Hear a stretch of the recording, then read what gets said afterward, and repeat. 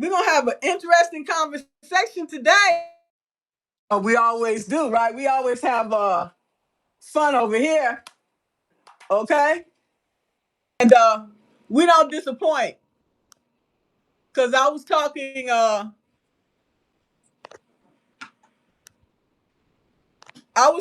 to Nicole here, okay? Nicole is not on Substack yet, okay? But she's thinking about it, okay? So I met Nicole here off a pod match, okay? Another amazing guest, okay? Professional. So what I'm going to do is start off with introducing myself, and then I'm going to introduce my guest and our topic for today, okay? So I'm Margaret Williams. I help women who have been marginalized elevate their voices, stop surviving power systems, and start leading with freedom, influence, and authority. Okay? Yes, yes. And so I am honored today to have Nicole Johnston here with me. As I said, we met on Pod Match, okay? And she is also on LinkedIn. She is a TEDx leadership speaker, okay, a best-selling author, and an executive and leadership coach. Taboo Topics, okay?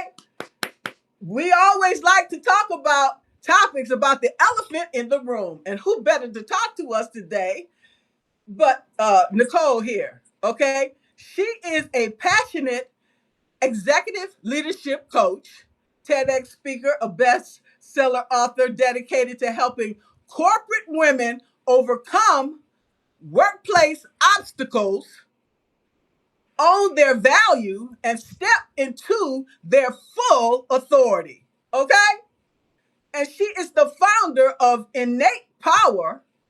Okay? She leverages over 3 decades of high level corporate experience to cultivate mental fitness and authentic leadership in individuals and organizations worldwide. Okay?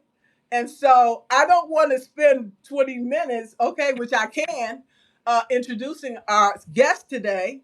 And we want to delve into the topic of mental load and taboo topics. And Nicole, thank you for coming in today. And if you would introduce yourself and tell us about your leadership journey and what brought you to Substack. Well, thank you so much for that amazing introduction and for having me on today. My leadership journey, wow, that's a broad one. So, as Margaret mentioned, I spent 30 years working for consumer products companies, and I worked for Procter and Gamble, Hershey Foods, Kimberly Clark, and I was the head of sales and marketing, and working and leading billion-dollar businesses. And I got to have the privilege of working with so many amazing people and women throughout my career. And what I really loved more than anything was leading people. And toward the end of working in corporate, I was just hating everything that had to do with sales. And when you're the head of sales, that's a really bad thing. And so I I actually remember I was driving to work and I was in the right-hand lane, and there was a semi about 100 feet in front of me, maybe 200 feet in front of me, and a car cuts it off. And so the semi slams on its brakes, and the trailer starts swerving as it's trying to not hit the car in front of it, swerves into my lane.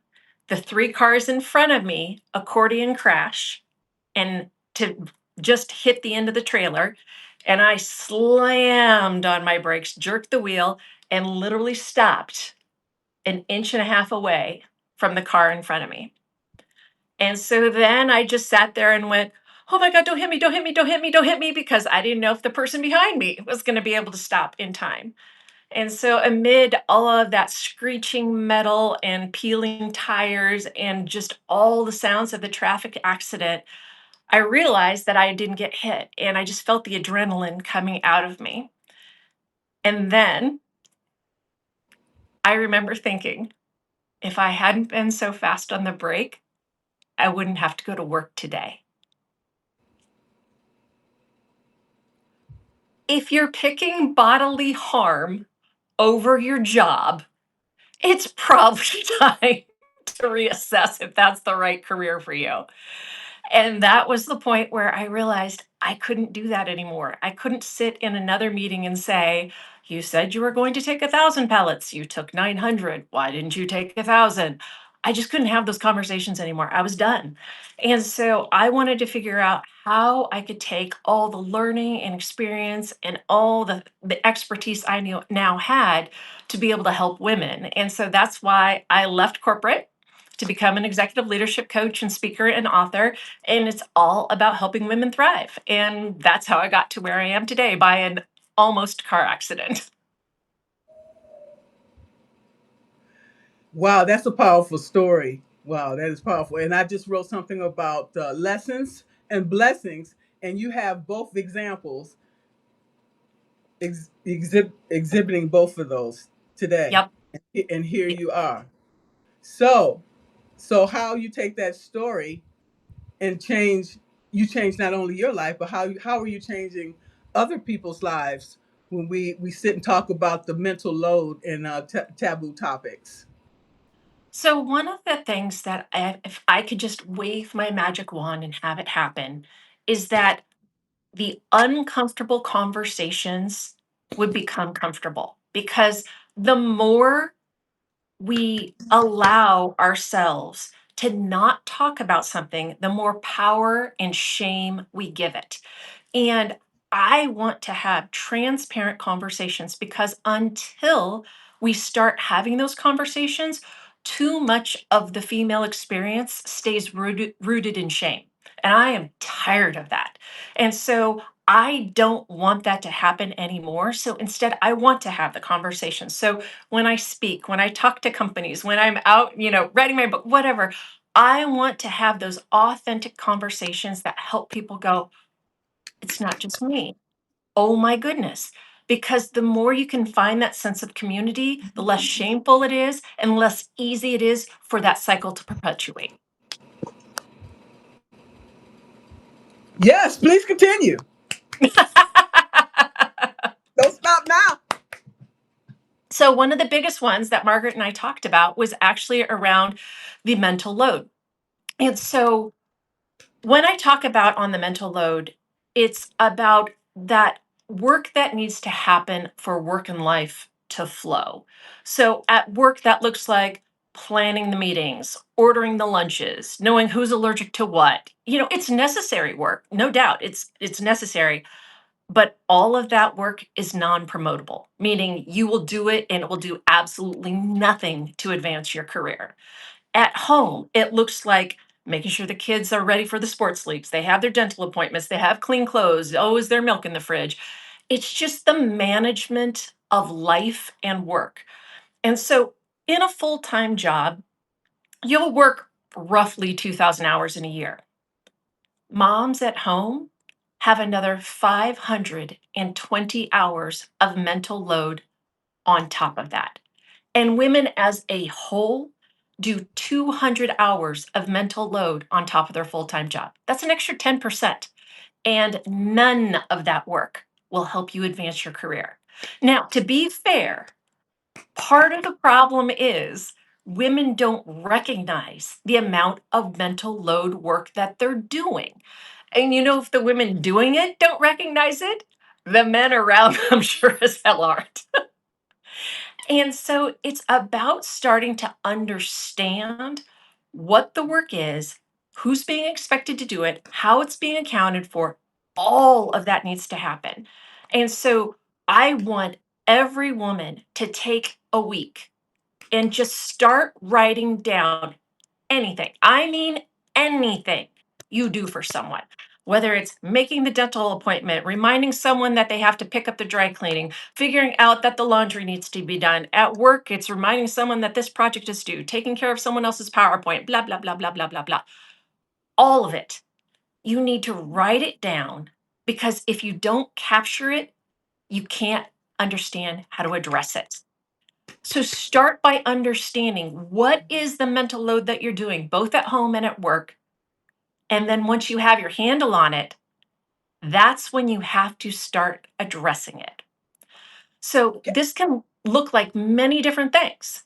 So at work, it can be the guy who says, "Oh, you're so much better at PowerPoint than me. Can you just do the slides?"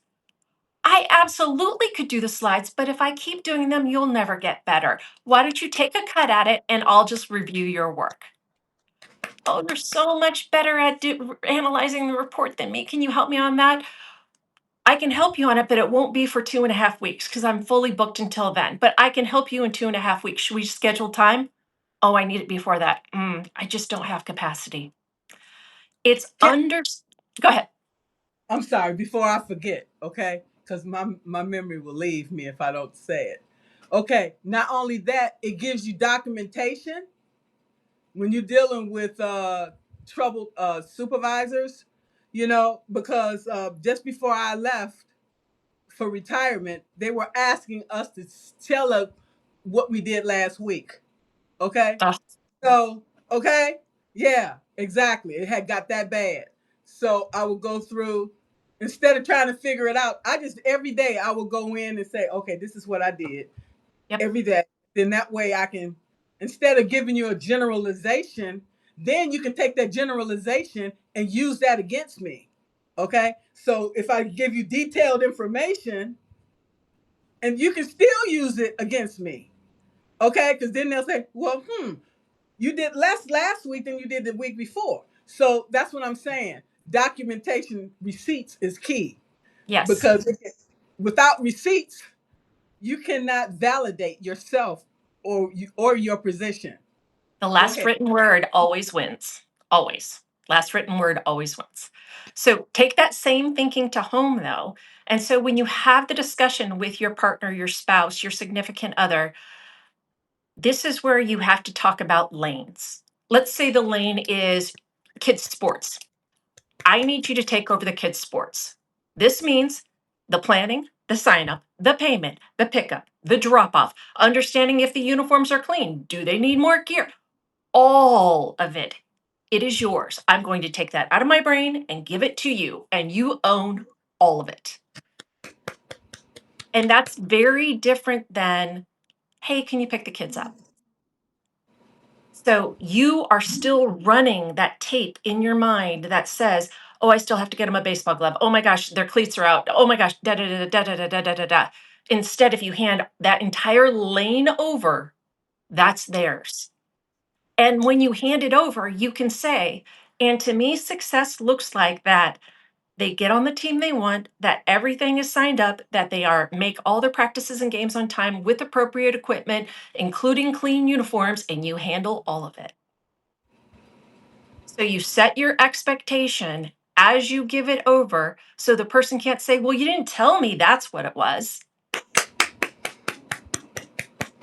Okay. So there's no room for gaslighting in that situation or passive Exactly. aggressive behavior.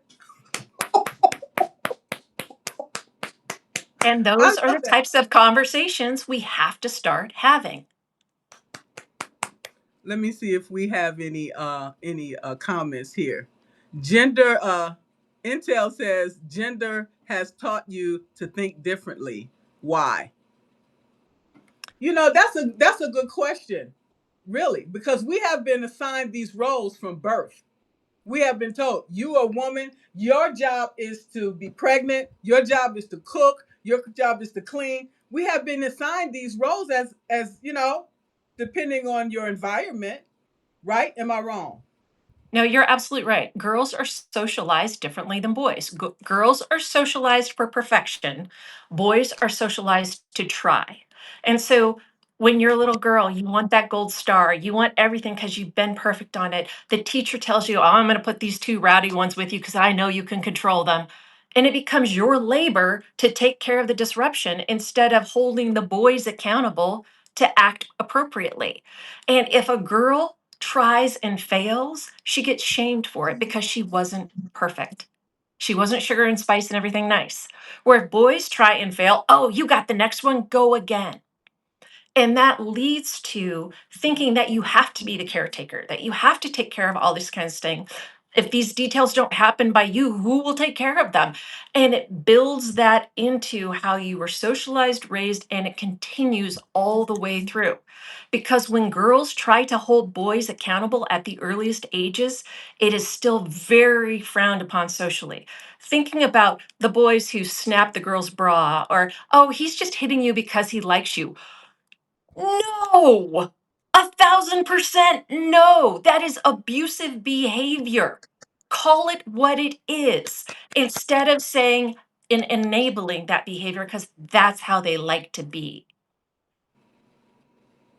And so, girls and boys, I'm sorry, Jay or Jai, I don't know how you say your name, start life with expectations of a box they need to fit into. And some parents, caregivers buy into that hook, line, and sinker. Absolutely. And now, obviously, Margaret and I are speaking today from the lens of women, and we're not saying that men's lives are perfect and they don't have challenges or anything else. That is not the intent at all. But we are talking about what happens to the women. Well, we know, for instance, that men were taught they weren't supposed to cry, okay? Yes. And Yep. they were supposed to suck it up, Yep. okay?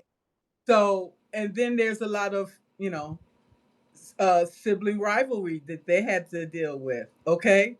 Maybe they were the only male in the home. I mean, but other than the mother and the father, maybe they had a bunch of sisters. So, I cannot speak from a man's perspective. Only a Nor man can I. do. Okay, it is what it is. So Yep.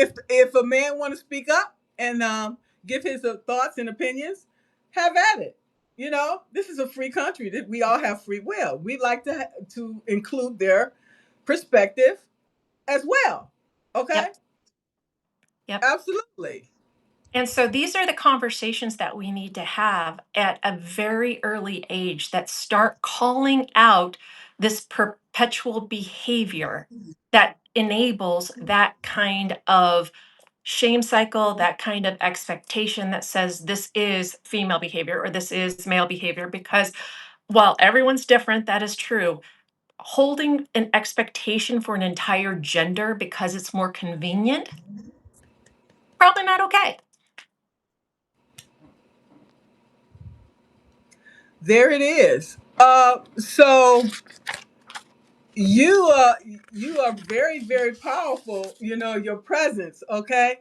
Now talk to us about the hidden rules of executive presence. We know it because every organization that I went to work for, there's always hidden rules, and you Oh, don't yeah. necessarily know those rules. And I think that's purposely. Okay. So you want to talk to us about that? Yeah, let's talk about a couple of things. So, one is I want everybody to listen to this very carefully because this is a surprise to many people. Promotions are not based on your ability to complete tasks. Okay? They are not based on your ability to complete tasks. Promotions are based on the perception of your leadership potential. So, if you are putting your head down, getting stuff done, checking off that to do list, but you're not telling anybody about it, you're not communicating your thinking, you're not sharing your wins, you're not talking about your breakthroughs, you are taking yourself and putting yourself into that box associated with that role and nothing more. Because you are not disrupting positively or negatively, you're not disrupting in a way that says, I need you, leadership, to pay attention to me because I want to make sure that you are paying attention to what I am delivering. And instead, if you're just over there putting your head down, getting it done, you become what's known as a pro in place. They're great at their job. They don't ever disrupt. We just got to keep them there and just make sure that they're okay. And that's good enough. And if that's not what you want, you have built a box around yourself that you now have to fight out of. I want everybody to start with a folder on their computer, an add a girl or an add a boy folder that you recap every project. You get a Slack meeting, a message, a Teams message, a chat, a whatever, screenshot it, put it in there. Any email that says, hey, you did great on that, build that folder for a couple of reasons. One is I have yet to meet a single human in the existence who likes annual reviews. when you have to write your annual review, everyone's like, "Oy." You now have a folder that tells you everything you did for the year instead of having to go back and being like, oh my God, I did stuff. What was it? Which is usually how people do the annual review. That's one part of it. The second part of it is that you can now start to build a network. And I want everybody to think about having 3 key people in their network. And I'll talk about the difference between the coach, the mentor, and the sponsor. So, a coach is someone who talks with you, meaning, hey, Margaret, I need help. I got to write this email, but I don't think it's right. And you and I would work together to write that email and really bring it to bear. A mentor is someone who talks to you. So when I started working for Procter and Gamble, I had a business dinner. My parents are teachers. I had no clue what a business dinner is, what you did, nothing. So I called my mentor and I'm like, what does one do at a business dinner? How does this work? And she's like, wear this, don't wear this. Only have one glass of wine. If they go out afterwards, don't go with them. La la la la la. And I'm like, okay, I can do that. So she talked to me. A sponsor talks for you. This is the voice in the room talking about you in a great way when you're not there. Now, mentors can be assigned, coaches can be assigned. A sponsor will never be assigned. This is a relationship you have to develop with someone who has worked with you. Now, it could be you were in the reporting line, it could be you worked on a project with them, it could be you were in a diversity cohort with them, who knows? But you have to work with them so they can see the quality of your product. And so when you have your Atta Girl folder, you can see those people above you in the organization who are copying on it, who are seeing it. These are the people that are potential sponsors. Women are highly over mentored and disastrously undersponsored. I want every single woman to go and figure out how to get a sponsor. Starting your Atta Girl folder will help you do that. So when you have that Atta Girl folder, like I said, it helps you on your annual reviews and it helps you start talking about your impact and your results versus being head down in the corner and just getting stuff done. You talk about what you're driving, impacting, leading, thinking, bringing, changing, all of that. And going back to what I said earlier, instead of being the person who complete tasks, it shifts the perception of you and it shifts the perception of your potential leadership and it shifts the discussion around you and potential promotions. Yes, and Intel said, don't rush to figure it out. You will miss the greatest moments. True. True. But everybody coming out of day, I really hope you start an Attaboy or Attagirl folder because it really will make your life easier. And if you have people who report to you, start a folder for them as well. Because at the end of the year, when you have to write their overall statements or whatever in there, oh my gosh, so much easier when you have it input that you can put in that. And very important, even if you don't share the summary with anyone, to Margaret's earlier point about documentation, I really, really, really hope you start recapping the projects you work on, that you talk about the impact of something that you did, because I truly believe 99.9% of people go and are trying to do the best things with best intent and all of that, but there's always someone out there who's not. And when you can have contemporaneous documentation, so meaning you wrote it as the project wrapped up, all that kind of stuff, that you can be like, no, no, no, that's not what happened. Here's what happened. It will help you on that 0.01% of people who are not awesome that unfortunately exist, but it will help you on that. So, really thinking about building up your ability to talk well about your impact in your work, making your annual review easier, making overall statements easier, and having written documentation in case something were to happen. Yes, and it makes it easier for you to pivot in updating your resume to go to other prospective jobs. Yeah. And now talking about resumes, this is relevant for resumes and your annual review. Every single bullet on your resume or your annual review needs a number. Numbers give impact. If you don't have a number, you're not defining your impact. I can't tell you the number of resumes I've read that say something like, led new executive process. Okay. Is that 2 minutes of work or is that 800 hours of in depth? I have no clue what that means. So when you are writing your annual review or writing your resume, I want you to remember the acronym CAR: context, action, result, because every single bullet needs to get in the car. So, context. So, I am on the board of the business college at the University of Iowa. So, I do a lot of stuff with students there. And so, I'll see things on there like there was a young man I was helping on his resume, and it said like rose or raised $1,000, blah blah blah blah. And I'm like, is that good? And he said the next closest was $112. And I'm like, okay, that's the context. Because when you're talking to people who are dealing with billion-dollar businesses, $1,000 doesn't sound like anything. But when you say raised $1,000, which was 10x times the next closest person, there's your context, there's your action. The result is that you were able to give services to 17 more kids. That's a lot more impactful than just raise money.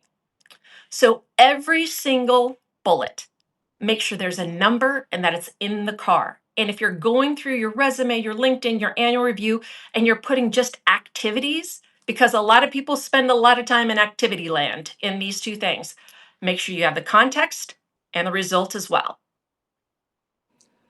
I just also want to say, too, that based on the number of people that are applying for these jobs, what sets you apart from everyone else? So you Results. need to, right, yeah, using these key words, using the qualifiers like you were talking about. Also, down, even down to the people that you're asking to recommend you. Yeah. Okay. All of Yep. these things are essential. And so another thing to consider too is when you are writing your annual review, when you're talking about these kinds of things, make sure you are asking for things that matter. So here's an example of what I mean. When I was the head of sales for Latin America for Kimberly Clark, I was at that point in my career where I was shifting into the C suite. I didn't really know how to do that. I was learning. And so I knew that I needed to learn how to talk to the board of directors because that was only going to become a bigger and bigger part of my existence at this point in my career. So I went into my annual review with my boss and I wrote in there, present to the board of directors. And he looked at it and he's like, sales doesn't present to the board of directors. I said, I understand that, but I need to learn how to do it. He's like, but I've never done that. I said, but can you? And he's like, well, I guess. 4 months later, it comes time to present to the board. And he's like, well, we're presenting to the board. So what do you want to talk to him about? Because I had planted the seed in my review of a skill I wanted to learn and develop that he had to deliver to me. It became part of the project. And I was the only one who accompanied him on that board presentation because I had requested it. So your what you put in your annual review can be big, it can be bold, it can be audacious. It can also be something small. It can be whatever you need to do to continue to grow and develop. But don't ever think your annual review is just what your boss tells you you have to work on. You can also flip it back and talk about the skills you want to learn. In other words, we need to take the initiative to manage our own careers. It's not our employer's job, it's our jobs. Where do 100%. you want to be 2 years, 3 years, 5 years down the road? You need to be making those plans yourself. Well, and that's part of the problem is there's this huge misperception. So like in my last role, I had 97 people in my organization, which is one of the smaller groups I've had. But I made in very intentionally, I met with every single one of those 97 because I assign the projects. I know when special opportunities are available. I know when promotions come up, all that kind of stuff. So I need to know who these people are so I can have those decisions. But I remember I was meeting with someone who had been in the company much longer than I had because I was relatively new. And I said, "So what do you want to be when you grow up?" She's like, "Well, you know that." I'm like, why would I know that? Well, isn't it like documented somewhere? I'm like, why would it be documented somewhere? Did you put it somewhere that it should be documented? Well, I don't know. I guess I've just had conversations about it. I said, with whom? And she listed people that didn't work for the company anymore. And I said, okay, so I kudos that you've had those conversations, but none of those people are here anymore. It's not anywhere in your record. I'm asking you what you want to do. So let's have a conversation and let's get it documented because I want to make sure you don't go through this again. And she's like, wow, I just I just assumed it was somewhere. I coming out of that, it made me realize that a lot of people assume that their boss knows what they want to do and is actively supporting them. And I'm here to tell you, bosses are fallible. And there's no way that they can do that unless they're super clear on what it is you want. And the only way they're going to know that is if you tell them. I'm glad you had said that. Okay, we cannot make these assumptions. Not with you, not with your career. Okay, No. you cannot leave that to just in the wind. But Cannot you do would that. be shocked how many people do that. They just assume they know because they've been around forever. They've had these different roles. They just assume people in leadership and the ability to make choices and decisions know about it. And that's not the case. And so having that conversation is important. And it's not bragging and it's not, whatever, but it's important to have that very clear, compelling conversation with people in leadership. And also, I would like to say um, that it's up to the employer, but also the employees to be asking legitimate questions. We see all the things that are going on in the world today, and it's affecting us in every facet of our lives, social, economic, Mhm. uh, financial, all of these things. And I think that these institutions, organizations have a responsibility to their, not just to their shareholders, okay, but to the employees that work for them, to say, hey, we are coming into lean times right now, and we seeing that we're going to have to make some corrections. They don't want to tell people up front. You're going to wait till like a week before the holiday to tell people, oh, by the way, we don't need you no more. And so, how, and then with the entrance of AI, things are not really good right now. Okay. No, if you think about it, since COVID in 2020, global pandemic, the US is now embroiled in different wars. There has been huge price spikes, all of these kinds of things going on that mean that basically now running on about 5, 6 years, we have been operating in a fear mode of fight, flight, or freeze. And humans are not designed to operate in that way. That is supposed to be a short term response to some kind of external stimuli. But right now, the level of external stimuli is overwhelming. And because of that, it's easy to look at everything, see AI changing industries, see all these other things happening, and just shut yourself down. So, the challenge that I give is instead of allowing yourself to shut down, ask yourself, how might you? How might you evolve your career? How might you demonstrate value in a different way? How might you show how indispensable you are to that company? How might you operate differently? And when you're starting from a place of fear and just, again, like exposed nerves, it's really, really hard to operate effectively. So I just invite you to take a moment, take a breath, and think about it differently. Because if you're only operating from a fear response, that's not a way that you can grow and thrive in your life or your career. And frankly, it's exhausting. And so I'm giving everyone permission to take a step and take a breath and really think about how you might be able to do that differently. That is so important. Intel said workers and visionaries are two different thought processes. Best employees understand both. Yeah, because we can see the handwriting on the wall. We see the changes that are being made in all these different industries. And so the one that we're in, just like the government, for example, I knew that they were instituting a Navy system that was going to replace like three systems for the government, which was eventually going to eliminate my job. Okay, so I got out right on time. Okay, when they start treating people bad, you get rid of collective bargaining. That's the beginning of the end, basically, that you have to accept whatever they put out. And at that point, you have to decide whether that's going to be sufficient for you. Yep. Okay. All right. And you have to face reality, you know, face reality. And then you prevent yourself from suffering. And then you'll figure out what new skills can I teach myself while I'm waiting for my job to be eliminated. What can I learn in the meantime? Okay. Well, there's been a lot of talk about, if you think about the current organizational structures, that it's a triangle. You got more people on the bottom, and the higher you go, the fewer people there are. All right.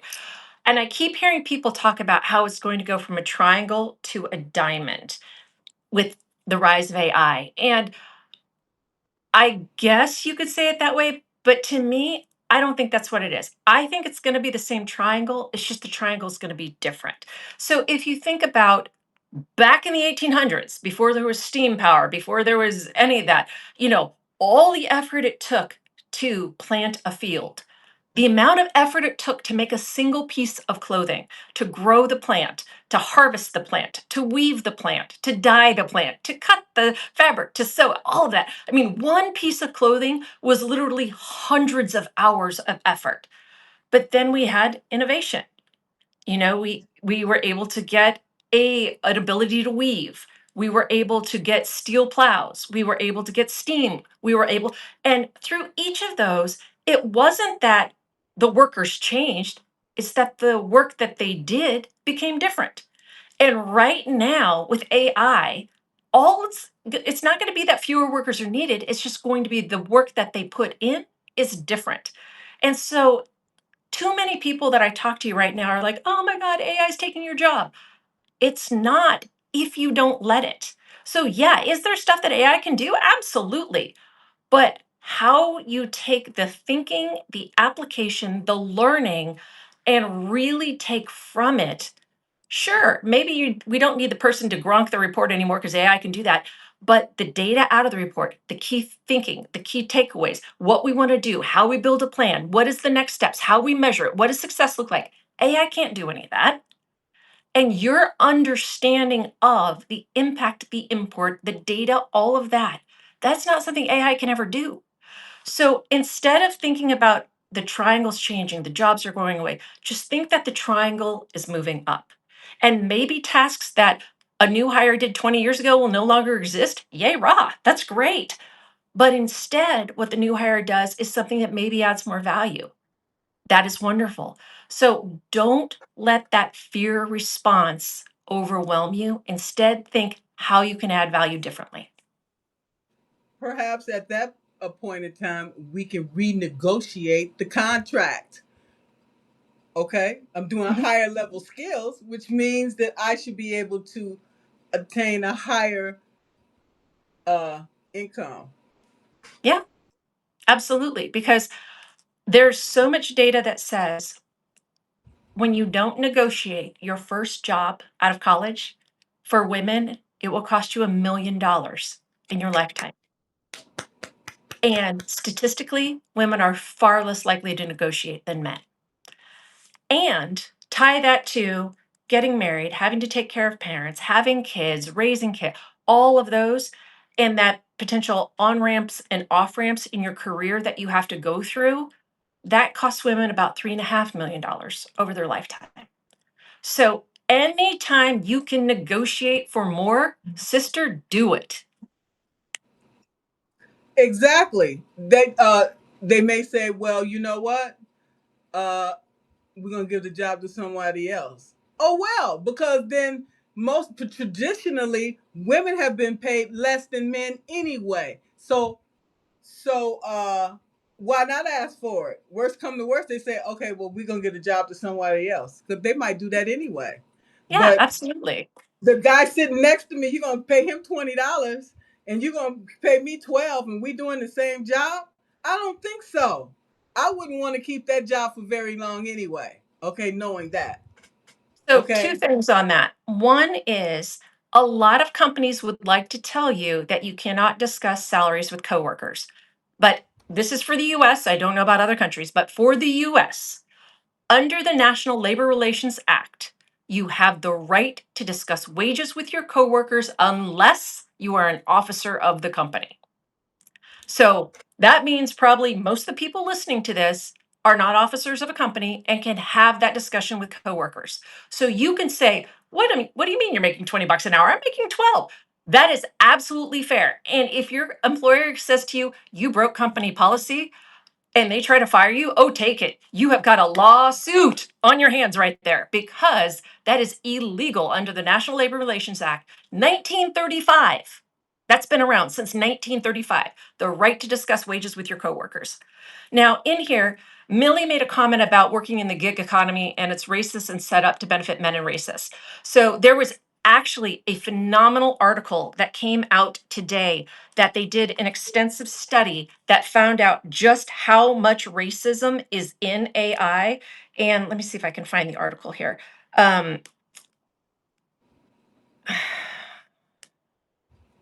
sorry, I'm just trying to get it because I was just reading it today. Um, you know what? I will find it and I will get it for you to send it. But I want to say it was by like the Cambridge or it was somebody in England, I think, who did it, but it was fascinating how much racism they found was actually built into AI. And it just came out today with a huge survey that they did where they studied thousands upon thousands of AI posts and articles. So Millie is absolutely right that that is exactly what happens. It's not surprising. Our founding fathers were racist. So it would make sense that everything that comes after that would be racist. Okay? Well, it's just so many people don't recognize how much racism and sexism is built into everything because it is just okay and approved. And it's just how life is for a lot of people that you don't see how that translates directly to coding and learning and everything. And so there's been multiple AI tests where they say, hey, go read this and come back and tell me. And it comes back racist and sexist. And so it's just propagating itself from the physical world into AI. So that's 100% a real thing. So Onyx Intel asked about why is it so hard for women to negotiate? It is difficult for women to negotiate because women are told to accept what they have. We're taught to not be disruptive. We're taught not to push back. We're taught not to be disorderly, too loud, because if you are, that's not what we do. That's not okay for. Girls get so much negativity around them if they disrupt. So that translates directly into not being able to negotiate because negotiation is pushing back. And they want to maintain the status quo, and which means that you're going to keep us small, keep us down here Yep. where they say we belong. Yep. Yep. And so then Jay made a point about how sexism is also tied directly to race and class. 1 gabillion%. Yes. They are all interwoven in everything: racism, sexism, anti LGBTQ, anything that takes you off the norm. And the norm is white male. And so for people who don't recognize it, I, I encourage you to listen to how someone introduces themselves. And the first word that they use is the word that's hardest for them.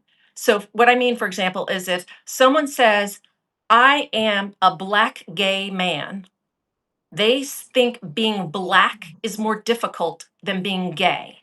But if they say, I'm a gay Black man, they think they have more challenges being gay than they do being Black. But anybody who introduces themselves, if you're not a white male, you have either I'm a woman, I'm Asian, I'm Black, I'm gay, I'm da da da as part of your introduction. If you don't have that in your introduction, you are in the norm. You are in the zero that everything else is then based off of. And that is a privilege. Well, I don't know. Did you want to talk about white privilege? I don't know. I just I said mean, that because white privilege exists. I mean, look at me. I am blonde haired, blue eyed. I am the poster child of white privilege, 100%. And the amount of times where I would see people being held to a different standard just on their visual perception drives me insane. Because my husband's Latino, and we would go places and they would start getting on him, and then I would walk up and it would suddenly change. That's white privilege, 100%. And I always want to use my privilege to help those around me. Do I do it all the time? No, because unfortunately, part of having the privilege is not being aware of it. And I want everybody to know, as aware as you try to be, as much as you want to help, you still have so much of your life that is easier because you're white. And there was a video that's been around for a very long time that I think is the best example of it. And you may or may not have seen it, but it's a gym teacher where he puts everybody on the end of a field, all at the same place. And he's like, all right, if your parents are married, take a step forward. If you don't have to contribute to the household income, take a step forward. If you are, if no one in your family is in prison or da da da, take a step forward. And he goes through these questions that literally have nothing to do with the person, but has everything to do with their life around them. And he's like, all right, now we're going to race. And so then you see all these white guys and white girls at the front are like, yeah. And he's like, no, no, no. I want you to look back. You are now 40 feet ahead of anyone else there, and you did nothing to get there. Nothing. Instead, if you raced flat out, a lot of them would smoke you, but they are starting that much behind. So privilege is awareness that the position you're in is not saying it wasn't difficult, not saying you didn't have to work hard, not saying you didn't have challenges, but you didn't have that and dealing with something because of your gender, your sexuality, your race, your anything else. And privilege exists in every aspect of your life. and I'm glad you said that because that is true, and I believe that. So, based on the time that we have left, if out of your book, which taboo resonates with you the most? Wow. God, there's so many in here. So the way my book is written, that there's 24 chapters, and each chapter is its own vignette. And because I I love to read. I say I'm an omnivorous reader because I'll read business books, I'll read biographies, I'll read the latest vampire romance. I mean, I don't care. I'll read everything. But the thing I hate about business books is the amount of business books I read that have a great job of detailing a problem and then give you absolutely no help in solving it. And then I'm like, all right, I need a book to solve that book. And that's just, drives me nuts. So the way I wrote Taboo Topics is that every chapter is its own contained chapter with discussing the issue and then really trying to give you easy next steps. Like I literally have an email template in here about how to ask for a raise, as an example, just to try to make it super simple for you to just figure it out and go forward. So to the question though of what is the most important one, I would probably say it's the last chapter, which is on self-care, because there's so many aspects of self-care that people overlook. Being financially healthy is self-care. Making sure you have time to calm your mind is self-care. Understanding how to be healthy in your eating and in your exercise is self-care. Being able to feed your soul, whether it is music or poetry or sports or whatever, is self-care. And way too often, for women especially, well, I got to have time with bath and a book. That was self-care. Yes, it was, but it was one small part. Self-care, to truly take care of the whole of you, you have to look at all aspects of it. And it's something that so many women overlook. And so I think that's probably one of the most important chapters. It's just really understanding the 8 different aspects of self-care. I love that. And your book is available on Amazon. And I will make sure to include the link in your full biography, okay, that I have here. And This has just so been everyone knows, the book is available in hardbacks, paperback, ebook, and it's also available as an audiobook. So any way you like to take your books, it is available. That is amazing. You are amazing. You have really high energy, and I love that. Well, thank you for having me on, Margaret. It's been a great discussion. I really appreciate that.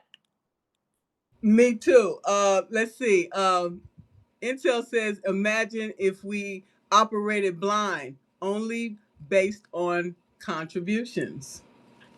So that is actually yes, Millie, that's the name of the book. Taboo Topics, Things Women Should Talk About But Don't.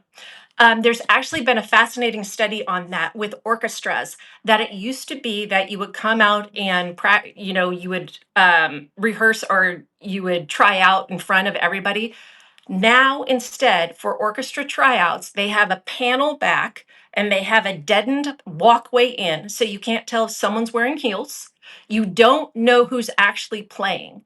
So instead, they make the assessment truly on just the performance of the material, not how they look, not their gender, not their race, nothing. And so they made the rehearsals and the tryouts blind. And when they did that, the participation of women doubled.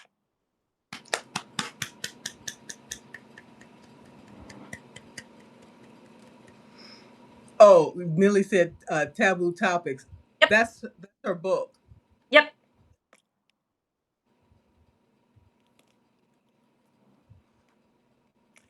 Any other questions or comments for Nicole? As I said, Nicole is not on Substack, but she is on Podmatch, and she's also on LinkedIn. Okay. LinkedIn, you can find me on Instagram, all the different places. Oh, excellent. Thank you, Millie. I appreciate that. And so I will make sure to include your link. Okay. And if you also have a website, who knows? We might also see you on Substack again one day. Yes, my website for anybody who wants to find me is www.innate, which is INNATE -power.com. So www.innate-power.com.